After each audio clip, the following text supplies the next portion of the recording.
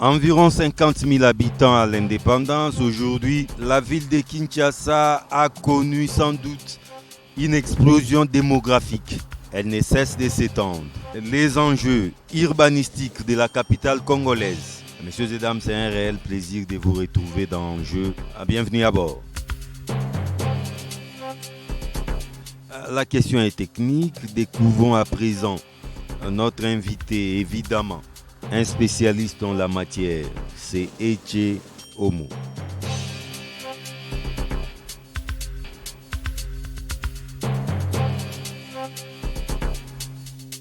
Yael Kankou Kazakou. Yael Kankou Kazakou est ingénieur de l'Institut des bâtiments et des travaux publics, option pont et chaussée de Kinshasa-Ngaliema.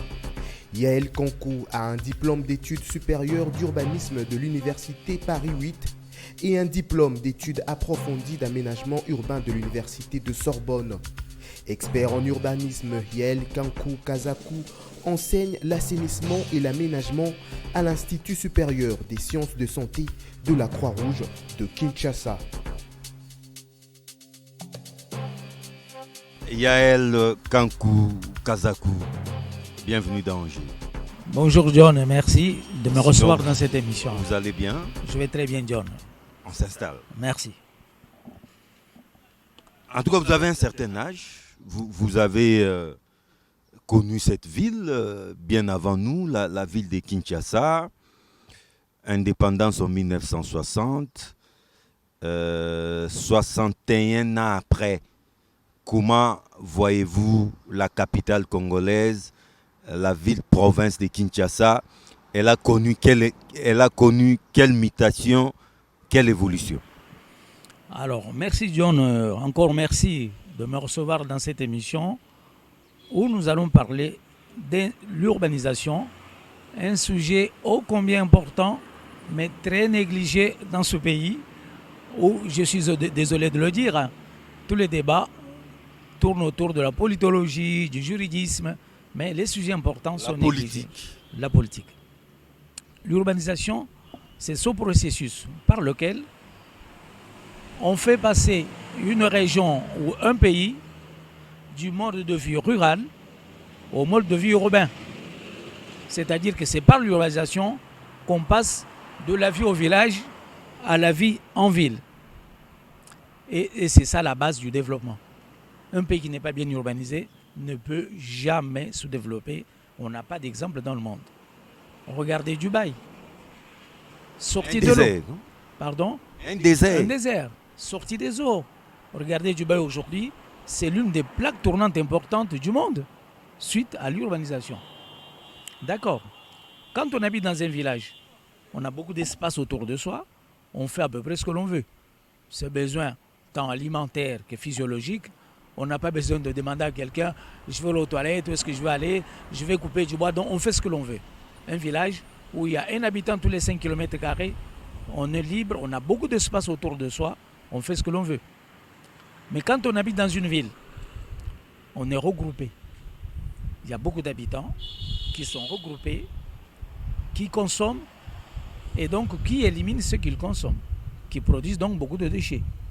Et ces déchets, il faut pouvoir les éliminer. Donc une ville doit être aménagée de telle sorte que la population qui habite puisse y vivre normalement. Boire, manger, éliminer les déchets, habiter dans un endroit évacuer les viable, eaux, se déplacer pour aller à son travail, etc., etc. Ce sont les besoins fondamentaux de la population urbaine. Et une ville bien conçue, c'est cette ville qui remplit normalement toutes ses fonctions urbaines. Or, dans la ville de Kinshasa, on constate facilement qu'il y a plein de problèmes. Quels sont ces problèmes? L'alimentation en eau et en électricité, qui sont des énergies de base, sans lesquelles on ne peut rien faire dans un pays. On constate aujourd'hui que presque tous les quartiers de Kinshasa sont frappés par la difficulté de s'alimenter en eau et en électricité. Il y a le problème d'assainissement. Et quand je dis assainissement, c'est parce que l'on voit là, quelques balais, brosses dans la rue, on nettoie, on appelle ça assainissement. Quelques travaux de voirie. C'est même pas la voirie. On voit les gens sur la chaussée avec des balais qui nettoient la chaussée. Et on met une grosse pancarte, on appelle ça assainissement. L'assainissement, c'est pas du tout ça. Ça, on peut l'appeler le nettoyage de la chaussée. Ce n'est même pas l'entretien de la chaussée. Parce que quand on entretient une chaussée, on lui redonne, on fait ce qu'on appelle le reprofilage, c'est-à-dire qu'on lui redonne le profil qu'elle avait la chaussée au moment de sa construction. On bouche les nids de poules. Mais ce que l'on fait à Kinshasa, ça n'est pas du tout de l'assainissement, ça n'est même pas de l'entretien des chaussées, c'est du nettoyage des chaussées. L'assainissement a deux préoccupations principales. La première, c'est l'évacuation des eaux pluviales. Alors, que ce soit pendant l'avènement pluvieux, que ce soit après la pluie, la population d'une ville bien urbanisée doit pouvoir vivre normalement, se déplacer tranquillement. Il n'y a pas de flaque d'eau, il n'y a pas de quartier inondé. C'est ça une ville. Il n'y a pas d'inondation. Il n'y a pas d'inondation. C'est ça une ville bien assainie du point de vue des eaux pluviales. La deuxième préoccupation, ce sont les eaux usées. Les eaux usées, ce sont les eaux qui sortent des toilettes, des WC, de la cuisine et de la douche. Ces eaux-là aussi. Les eaux ménagères. Les eaux ménagères, ce sont les eaux de la cuisine et de la douche et de la cuisine. Les eaux grises sont les eaux qui sortent de la douche. Et les eaux vannes ou les eaux noires sont les eaux qui sortent des toilettes, des WC. Toutes ces eaux-là, plus tous les autres déchets produits par la population, doivent être évacués normalement et correctement. Donc une ville assainie, c'est une ville... Évacuée et des fois retraitée. Pardon? Ailleurs, on retraite ces eaux. Le retraitement, on les récupère. Le retraitement peut ou ne pas se faire. Si on le fait, tant mieux. Mais il faut d'abord évacuer correctement et les eaux pluviales et les eaux usées pour que les gens puissent vivre à l'aise. À ces problèmes d'eau, d'électricité, d'assainissement, s'ajoute le problème de transport dans la ville de Kinshasa. Les gens ont du mal à se déplacer. Il suffit de voir dès 15h, 16h, comment les gens qui habitent à Tchangou et qui partent du Grand Marché font le pied. C'est terrible ça. Or, ce sont là les principales fonctions urbaines qu'une ville doit remplir. Mais on rencontre tous ces problèmes dans la ville de Kinshasa.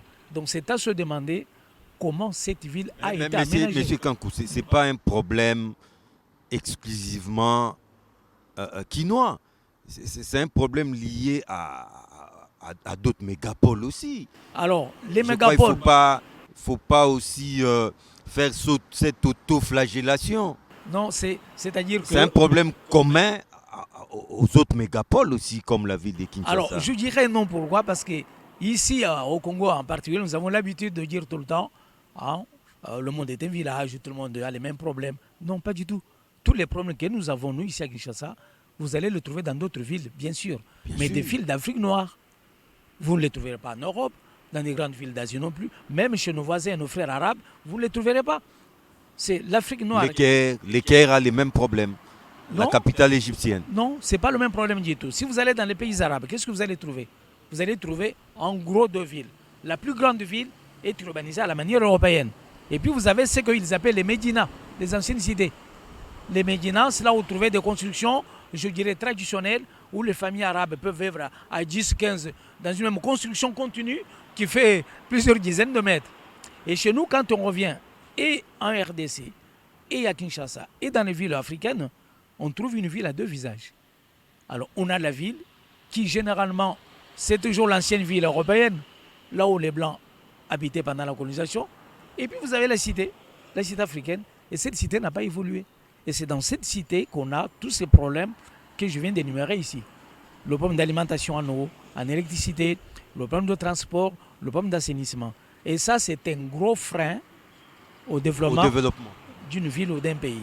On ne peut pas se développer tant que ces problèmes-là ne sont pas résolus. Ce problème est directement lié à l'explosion démographique aussi. Pas du tout, pas du tout. On va parler de la population. Vous verrez que nous ne sommes pas, la ville de Kinshasa n'est pas la plus peuplée au monde. Hein. Et vous verrez que même sa densité est la plus faible par rapport à d'autres grandes villes dans le monde. Alors, vu tous ces problèmes-là, John, on peut se demander comment cette ville de Kinshasa a été aménagée. Pourquoi y a-t-il ces problèmes qui persistent et qui continuent jusqu'à aujourd'hui? D'accord. Pour cela, il va falloir faire un petit retour sur l'historique de l'urbanisation de la ville de Kinshasa.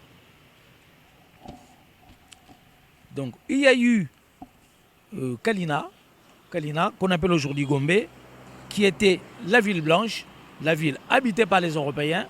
Eh bien, cette ville qui a été urbanisée normalement et qui remplit toutes ses fonctions urbaines. Sur les 24 communes que Kinshasa compte aujourd'hui, seule la commune de Gombe, l'ancienne ville blanche, est une ville normale. Kalina. Kalina, l'ancienne Kalina, c'est une ville normale où sa population vague tranquillement à ses occupations, parce que tout ce que je viens d'énumérer, l'alimentation en eau, même si aujourd'hui il y a quelques petits problèmes par négligence, en eau, en électricité, l'assainissement, le transport. Non, mais de nos jours, même Kalina n'est pas épargnée par les inondations. Même si Kalina n'est pas épargnée, les inondations, je ne pense pas tellement, sauf si on va parler d'une nouvelle cité comme la cité du fleuve. Ça, c'est nouveau. Les Belges n'ont pas laissé ça. Certains coins ont même un problème d'évacuation d'eau ménagère. C'est pour ça que je parle de négligence. Mais la ville est conçue, elle a été conçue de telle sorte que s'il n'y a pas ces négligences-là, si on n'oublie pas d'entretenir les caniveaux, il n'est aucun problème. Parce qu'elle a été normalement urbanisée. Ce qui ne se passe pas dans les autres cités. Pourquoi? Parce que l'administration coloniale belge, après avoir bien construit la ville de Gombe, quand il s'est agi de mettre en place les cités africaines, parce qu'à l'époque, ils ont toujours dit, eux, cités africaines. C'est ainsi qu'on vous parle de l'OCA, Office de construction africaine. Parce que pour eux, c'était l'Afrique. C'était même pas le Congo. Vous savez pourquoi, John? Parce qu'à cette époque, quand l'administration coloniale construisait dans Kinshasa, il manquait beaucoup de main-d'œuvre qualifiée dans beaucoup de domaines. Donc, ils ont fait venir beaucoup d'Ouest-Africains, qu'on appelait les coastmen, les gens de la côte. C'est ce qui a fait que dès longtemps déjà, Kinshasa était déjà une ville cosmopolite. Et bien donc, dès qu'il s'est agi de mettre en place ces fameuses cités africaines, à commencer par les communes comme Barumbu, Kinshasa et Lingwala, dites anciennes cités, de même que les communes de Kasavubu et Ngiringiri, dites nouvelles cités, eh bien, l'administration coloniale a mis en place la politique d'habitat d'autopromotion, qui consiste à quoi? À ce que l'acquéreur de la parcelle de terre soit en même temps son promoteur. Donc vous avez votre parcelle de terre, c'est vous qui allez y construire ou faire construire selon vos possibilités financières. C'est ça l'autopromotion. Ce qui n'a pas été fait dans la mise en place de la commune de Gombe. Et ceci débouche bien sûr sur un habitat de mauvaise qualité. Parce que vous comprenez, celui qui a 1 million et celui qui n'a que 10 000 francs ne vont pas construire de la même façon. Et l'administration se limitait à amener les équipements primaires. On vous amène le câble primaire d'électricité ou la conduite primaire d'eau, de la régie des eaux, et c'est à vous de prendre en charge le branchement particulier. Donc tout ceci a donné un habitat de mauvaise qualité, à tel point qu'à quelques mètres de Gombe, dans la commune de Barumbu par exemple, on trouvait des maisons en briques adobe, à côté de Gombe. Vous vous rendez compte? À 0 mètre de la commune. À 0 mètre de la commune de Gombe. Et non seulement l'autopromotion a été mise en place, mais l'administration coloniale a pris soin de séparer les cités africaines de Gombe par plusieurs obstacles. C'est ainsi que vous voyez le terrain de golf, l'hôpital général, le cimetière de la Gombe, le boulevard du 30 juin, qui était la ligne de chemin de fer dans ce temps-là. Tout ceci, c'était des obstacles pour empêcher les cités africaines de coller à la ville européenne. Vous voyez déjà comment l'urbanisation est partie. Donc Kinshasa n'a pas été urbanisé de la même façon. Quand il s'est agi de la Gombe, c'était une véritable politique urbaine. Mais quand il s'est agi des cités africaines, on est passé à l'autopromotion qui nous a donné un habitat de très mauvaise qualité. Dans les années 50, suivront bien sûr les cités dites planifiées, où l'administration coloniale a vu qu'il fallait rectifier un petit peu le tir. Là, on met en place des cités planifiées de Matete, Lemba-Ondjili, Bandalungwa, Matongé, etc. C'était à la fois pour essayer d'économiser l'espace, parce que l'espace était gaspillé par l'autopromotion. Vous voyez que toutes ces cités planifiées sont bâties sur des terrains plus petits, moins étendus que les anciennes cités et les nouvelles cités. Mais en même temps, le souci était de mettre à la disposition de la nouvelle cité industrielle de Limete des cités dortoirs. Les gens qui allaient travailler à Limete et qui rentraient chez Les eux. ouvriers qui allaient travailler à Limete, il fallait les loger, Il fallait loger non quelque part. loin du lieu de Voilà. travail. Voilà, tout comme Barumbu, Kinshasa et Lingwala ont servi surtout de main-d'œuvre pour la ville de Gombe. Pour Gombe. Pour Gombe. Donc, dans les années 50 déjà, quand on met en place ces cités planifiées, la ville de Kinshasa est déjà étendue jusqu'au-delà de la rivière d'Ondjili, alors que la densité de population était très faible. L'administration coloniale elle-même s'est rendue compte de ça, mais pour limiter cette extension de la ville, elle a proposé un plan d'aménagement, le plan de 1950. Alors ça, c'est le plan d'aménagement proposé par l'administration coloniale en 1950. En 1950. Et si vous regardez bien ce plan, c'est un plan qui avait pour vocation d'intégrer bien sûr tous les quartiers existants, mais de limiter l'extension de la ville. Vous verrez qu'à la périphérie de ce plan, il y a les espaces verts, la verdure, et puis les zones industrielles et portuaires, et l'habitat est prévu à l'intérieur du plan. Donc si ce plan avait été appliqué en 1950, on n'aurait pas eu toutes ces zones qui débordent Ndjeli, les Kimanseke, Massina, etc. On ne les aurait pas eu. Parce qu'on aurait après Ndjeli la verdure et les zones portuaires et industrielles. Vous pouvez voir d'ailleurs la similitude de ce plan de 1950 avec le plan de la région parisienne. Ça, c'est le plan de la région parisienne. Ça, nous sommes en France. Nous sommes en France, là. Ça, c'est le plan d'urbanisme de la région parisienne. Où vous voyez la tache foncée, c'est la ville de Paris. Et tout autour, c'est les villes de banlieue. Tout ceci forme la région parisienne. Et vous remarquerez que sur les deux plans, tant le plan de 1950 proposé pour Kinshasa que sur le plan de la région parisienne, eh bien, ces deux plans ont la forme d'une circonférence, d'un cercle à peu près. Et vous savez que le cercle, c'est une figure géométrique qui a cette particularité que tous les points sont situés à égale distance du centre. C'est ça qu'on appelle un rayon. Donc quand on met en place un plan de cette forme-là, ça veut dire qu'on fait en sorte que toute la population soit à peu près à égale distance du centre de la ville. Le centre où il y a toutes les fonctions, où il y a l'administration, où il y a les grands magasins modernes, où il y a les ambassades, où il y a les équipements divers. Il fallait que toute la population n'ait pas trop de difficultés à se déplacer vers le centre-ville. C'est pour ça que c'est l'idéal pour un plan d'urbanisme d'une ville. Mais regardez, quand nous sommes après l'indépendance, regardez les plans qui sont proposés après l'indépendance. Ça, ce sont les plans d'urbanisme proposés après l'indépendance en 1967, en 1975 et suivant. Et vous voyez que ces plans-là n'ont plus rien à voir avec le plan proposé par l'administration coloniale belge. Ça, ce sont des plans qui tirent la ville vers l'est. Au lieu d'urbaniser le centre qui était là. Mais c'était avec quelle intention? Alors, on explique qu'il faut tirer la ville vers l'est. Pourquoi? Alors, moi, je vous dis, j'ai lu le document de la mission française d'urbanisme, parce que depuis les années Mobutu, la mission française d'urbanisme, c'était installer à Kinshasa pour travailler avec nos services d'urbanisme et proposer un bon plan d'aménagement. Et les raisons que j'ai lui données par cette mission, c'était qu'il fallait faire profiter à la population de l'Est l'accès au fleuve. Vous vous rendez compte? L'accès au fleuve Congo. Mais ce plan-là... Il fallait aller vers Maluku. Tirer vers Maluku. En tirant la ville vers Maluku, vers Nsélé, ça donne quoi? Ça donne une ville très étendue où les distances vers le centre ne font que s'allonger et donc complique encore non seulement les problèmes de transport, les problèmes de déplacement, mais aussi tout ce que je viens de citer.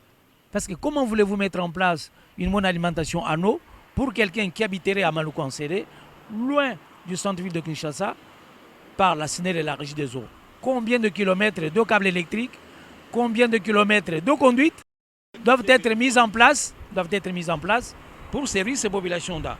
Donc la population, l'espace quinois, c'est un espace qui a été très mal utilisé. Donc l'espace a donc été très mal utilisé, d'autant plus, je le dis et je le redis, que la densité de population dans la ville de Kinshasa fait partie de l'une des plus faibles au monde, sinon la plus faible. Pour cela, je vous donne quelques chiffres. On peut avoir deux villes.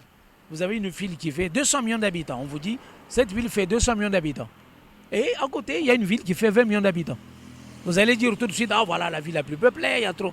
Mais non, pas forcément. Parce que ce qui compte, c'est la densité de population. C'est-à-dire le rapport de la population à la surface habitée. Donc une ville de 20 millions d'habitants peut être plus dense qu'une ville de 200 millions d'habitants. Alors je vais vous donner quelques chiffres pour comparer Kinshasa à d'autres grandes villes dans le monde. La ville de Londres, en Angleterre, a une superficie de 1572 km², sur laquelle habitent 12 600 000 habitants, ce qui donne une densité de population de 8015 habitants. 8015 habitants au km² à Londres. À côté de nous, il y a Luanda, en Angola. L'Angola voisin. Luanda a une superficie de 2418 km², sur laquelle vivent 5 800 000 habitants. Vous allez me dire que c'est moindre qu'à Kinshasa. Mais la densité de population à Luanda, c'est 2398 habitants au km². Nous prenons Kinshasa. Superficie 9965 km². Population estimée aujourd'hui à 12 millions d'habitants. Ce qui nous donne... Kinshasa, 12 millions. 12 millions d'habitants. Hein. C'est tous les chiffres que j'entends entre 10 millions et 12 millions. C'est une estimation. C'est une estimation. Donc j'ai pris ce chiffre de 12 millions d'habitants. Et je vous dis que même ce chiffre peut être discuté. Parce que si on tient compte de la mortalité qui monte en flèche tout le temps à Kinshasa, vous voyez déjà ce qui se passe à l'Est, dans toutes nos villes du pays, la mortalité monte avec l'insécurité. On est tellement concentré qu'on a l'impression que nous sommes extrêmement nombreux. C'est surtout l'impression, Mais si on prend vraiment les chiffres de natalité, de mortalité réellement en compte, je peux mettre un doute sur la population de 12 millions d'habitants. Mais admettons que Kinshasa a 12 millions d'habitants, sur le chiffre que j'ai retenu, ça nous donne une densité de population de 1204 habitants au km².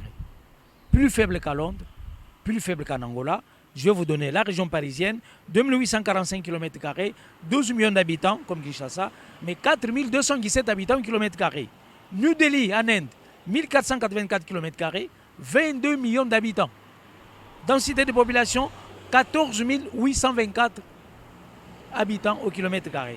Enfin, je finis avec Tokyo, le Japon, 7 835 km², 34 500 000 habitants à Tokyo, au Japon. Densité de population, 4 403 habitants au km². Vous voyez que parmi toutes ces villes, Kinshasa accuse la densité de population la plus faible, que 1204 habitants au km². Donc c'est la ville la moins dense de toutes les grandes villes au monde. Ça voudrait dire que l'impression ment, mais nous sommes dans un désert. Une ville sous-peuplée. Alors, on ne peut pas comprendre... La ville de Kinshasa est sous-peuplée. Elle est sous-peuplée. Ou peut-être elle est mal peuplée. Non, sous-peuplée, pourquoi? Parce que la densité de population, c'est le rapport de la population à la surface habitée. Donc, toute la surface n'est pas habitée de façon équilibrée, c'est ça le problème. C'est une densité moyenne. Donc, la surface, l'espace est très très mal utilisé. L'espace quinois est surconsommé. Il y a une surconsommation d'espace. Donc on consomme trop d'espace pour rien. Alors qu'on a besoin juste d'un petit peu d'espace. Donc l'espace utilisé donc, est très mal utilisé à Kinshasa. Ce n'est donc pas la peine d'aller chercher à mettre des cités ailleurs, comme j'entends dire. Deuxième cité, on va à Maluku, on va à Matadikiba. Voilà, non, c'est pas la peine. Tout cet espace vert doit être occupé. Voilà, et toute cette consommation, mauvaise consommation d'espace, nous a amené à la configuration actuelle de la ville de Kinshasa. Regardez, ça c'est la configuration réelle et actuelle de la ville de Kinshasa. Configuration actuelle. Sur cette carte-là, toutes ces communes sont dessinées à la même échelle. Donc on n'a pas grossi une commune par rapport à une autre. C'est la même échelle. Vous voyez l'échelle qui est là. Et vous voyez ici en vert la commune de Maluku. Kinshasa, 24 communes.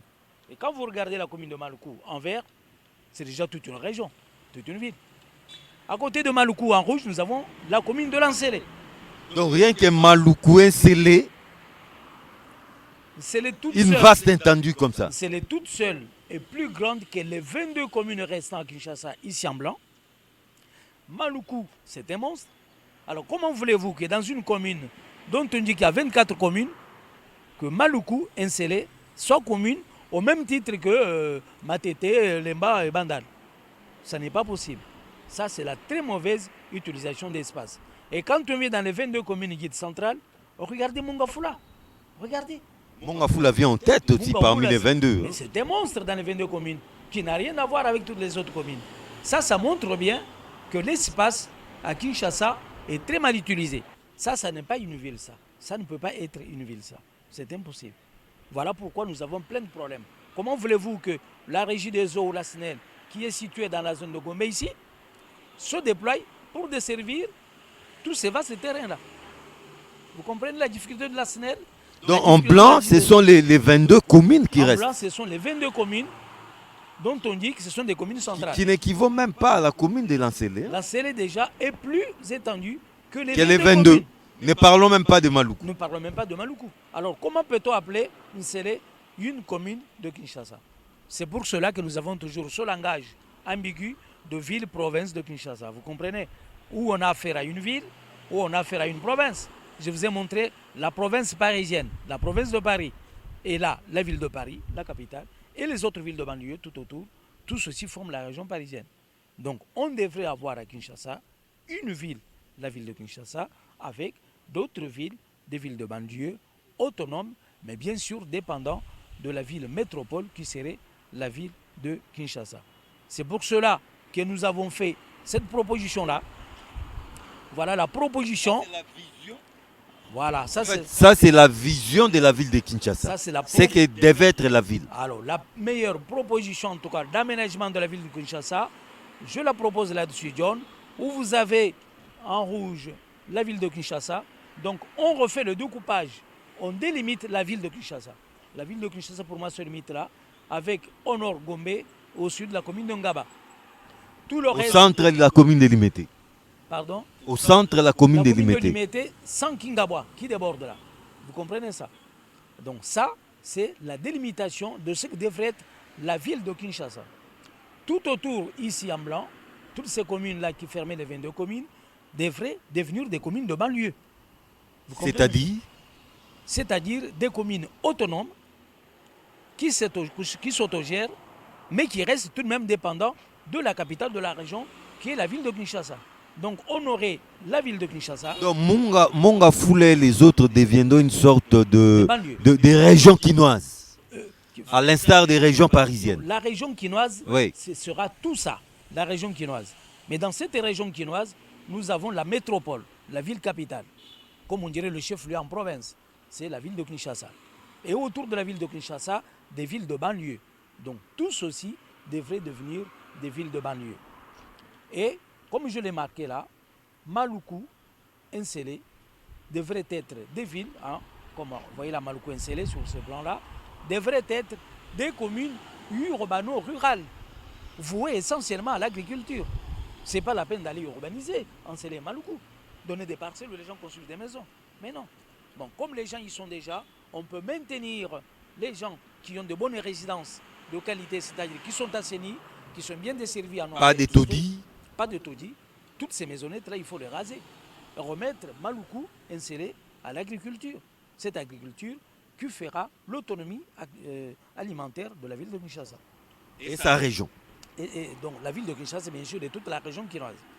Et donc dans ces villes de banlieue, je propose donc qu'il y ait, tout comme dans la ville de Kinshasa, pour mettre fin à tous ces problèmes dont on vient de parler, ce qu'il faut faire, c'est de la rénovation urbaine.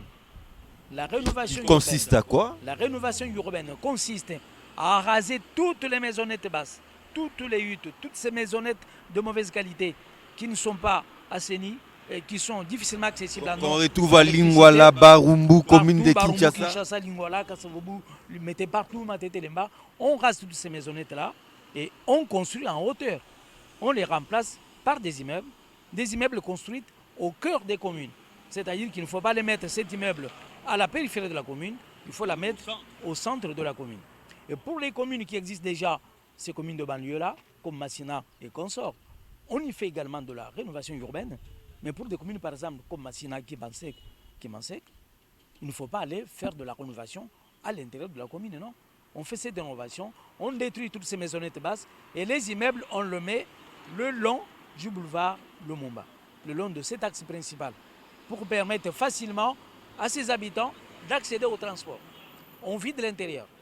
Et tout ce qu'on a vidé à l'intérieur, on les remplace par de la verdure, par des espaces verts, des espaces réservés. Ça, c'est un projet à très long terme, mais non, Yael pas du Kankou. tout. Pas du tout. Ça impressionne, c'est pas du tout un projet à long terme.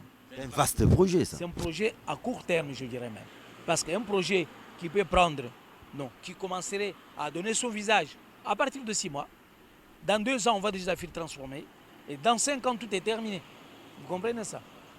Comment Mais procéder? quand on va raser là, c'était pas une ville fantôme ou mettre les habitants, la population de cette commune. Voilà Parce une bonne- qu'on va raser leur habitation. Voilà une bonne question, John. L'État a ses domaines, l'État a ses terrains. Vous voyez, actuellement, j'ai suivi dernièrement à la télé une guerre entre les jeunes de Bandal et le bourgmestre qui veut vendre leur terrain de foot. Donc l'État a beaucoup de terrains à Kinshasa. Donc l'État peut commencer dans chaque commune de Kinshasa, sans troubler les gens, à construire des immeubles sur ses propres domaines. Il en a dans toutes les communes de Kinshasa. Donc dans chaque commune, on commence simultanément, on met un immeuble en hauteur qui ferait au maximum 5 étages. Je dis maximum 5 étages pour éviter les coûts de l'ascenseur, hein, pour que les gens puissent quand même monter et descendre facilement, ou on logerait les plus âgés au rez-de-chaussée, premier, deuxième étage, et les plus jeunes aux étages supérieurs. Donc l'État peut commencer dans chaque commune, sur ces terrains, à bâtir un immeuble de 5 étages par exemple. Vous comprenez ça? Une fois que cet immeuble est terminé, dans chaque commune, on commence par les gens les plus mal logés de la commune, qui vident leurs parcelles pleines de taudis et qui viennent habiter dans ces immeubles. On récupère les terres sur lesquelles on continue cette opération d'urbanisation. Vous savez que dans un immeuble de 5 niveaux, on peut loger les gens qui habitent sur 5 parcelles, hein, facilement. Il y a des parcelles qui sont pratiquement vides, où vous trouvez une large parcelle de minimum 400 mètres carrés jusqu'à 800 000 mètres carrés, et où il y a une cinquantaine de personnes. Alors que dans un immeuble de 5 étages, on peut loger les gens qui habitent sur 3, 4, 5 parcelles. Donc du coup, à la place d'un seul immeuble, on récupérerait facilement 5 parcelles.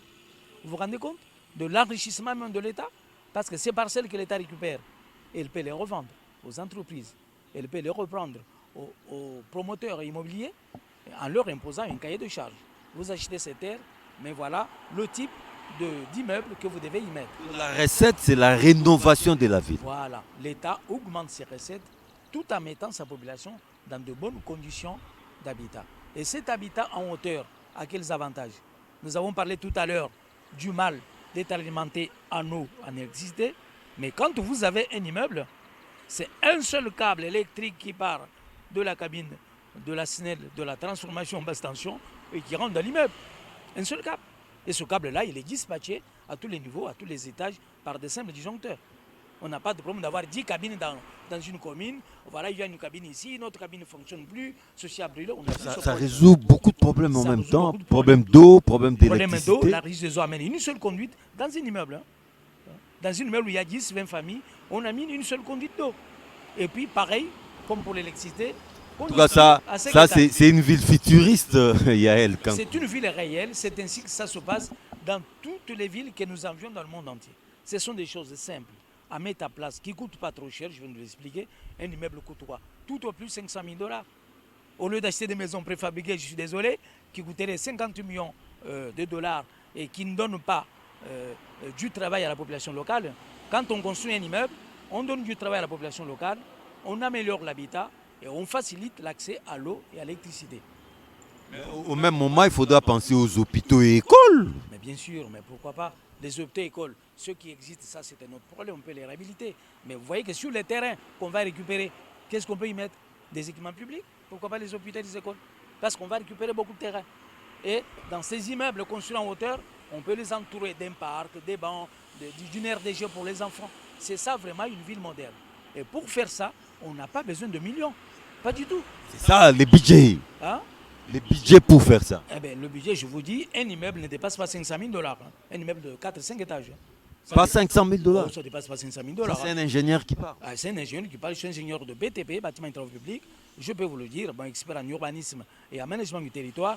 Je peux vous dire que les maisons préfabriquées coûtent beaucoup plus cher que des immeubles construits in situ, c'est-à-dire une place qui ont l'avantage de donner du travail aux fils du pays et qui coûtent moins cher. Et tout ça se fait en l'espace de tout au plus 5 ans, la ville est transformée. Hein, vous voyez, John. Monsieur Yael Kankou, je crois que petit à petit, nous chutons déjà. Et qu'est-ce que maintenant on peut dire en guise des conclusions, vous avez pensé à... J'appelle ça la ville de Kinshasa une ville futuriste. C'est ce que devait être la ville de Kinshasa. Qu'est-ce qu'on peut dire en guise de conclusion? Alors, en guise de conclusion, il faut absolument que nos autorités enlèvent de leur tête cette idée d'aller implanter une nouvelle ville à Maluku, à Matadi-Kibala, à la périphérie. Pour quelles raisons? Oh voilà, la ville de Kinshasa est trop pleine, il n'y a plus d'espace, il faut aller construire ailleurs. Non, je viens de vous démontrer que la ville de Kinshasa a la densité de population la plus faible par rapport à d'autres villes dans le monde, y compris par rapport à l'Angola, par rapport à Luanda, la capitale de l'Angola. Donc il ne faut pas chercher à aller construire d'autres cités ailleurs. Non, nous avons suffisamment de l'espace, il suffit de rénover la vieille ville, c'est-à-dire détruire les maisons et les maisonnettes de mauvaise qualité pour construire en hauteur. Il faut absolument enlever l'idée d'aller construire une nouvelle ville à Maluku, en Sélé. Ça va augmenter encore les problèmes. En tout cas, ce n'est pas une bonne idée, ça. Ce n'est pas du tout une bonne idée. Ça ne résout aucun des problèmes actuellement vécus dans la ville, mais ça va ajouter et amplifier les problèmes existants. Imaginez la solution, c'est construire en hauteur, à Lingwala, Kassavubu, commune de Kinshasa. Voilà. Construire progressivement en hauteur, comme je viens de l'expliquer, un immeuble, on loge les gens, 5 niveaux. Un deuxième immeuble, 5 niveaux, on loge les gens, etc. Et dans ces immeubles, je proposerai qu'on mette le commerce de proximité au rez-de-chaussée et le logement au-dessus. Donc tu descends de l'immeuble, tu as besoin d'acheter du pain, un journal, une cigarette, tu ne vas pas. En tout cas, c'est ça la ville moderne. C'est ça la ville moderne. C'est comme ça qu'on vit partout en Asie, en Europe, à Dubaï, dans toutes ces villes que le Congolais en vit. Et qu'il aime aller visiter tous les ans.